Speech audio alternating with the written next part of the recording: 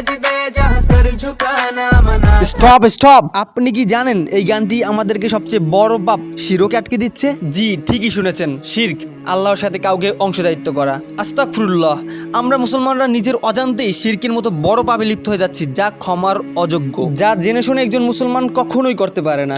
আজকের এই ভিডিওটা স্পেশালি মুসলিমদের জন্য।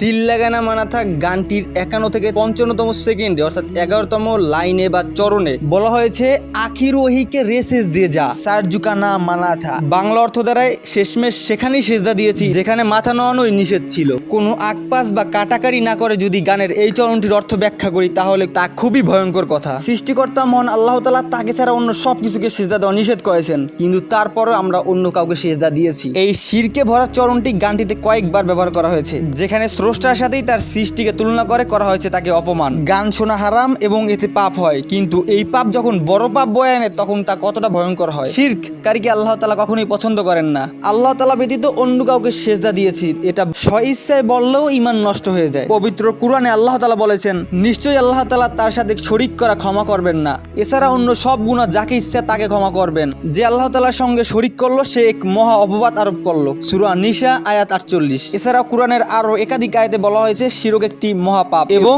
এই পাপের ক্ষমা নেই। তবে মৃত্যুর আগেও যদি শিরককারী ব্যক্তি ক্ষমা চায় অনুশোচিত হয় তাহলে আল্লাহ তাআলা ক্ষমা করে দিবেন।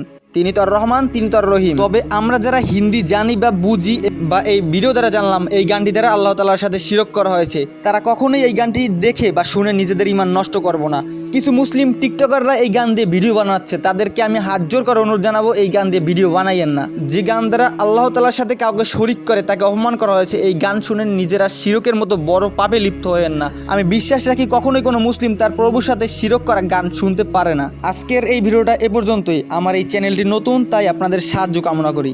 আপনাদের সাহায্য বা ভালোবাসা আমাকে ভিডিও বানাতে উৎসাহিত করে।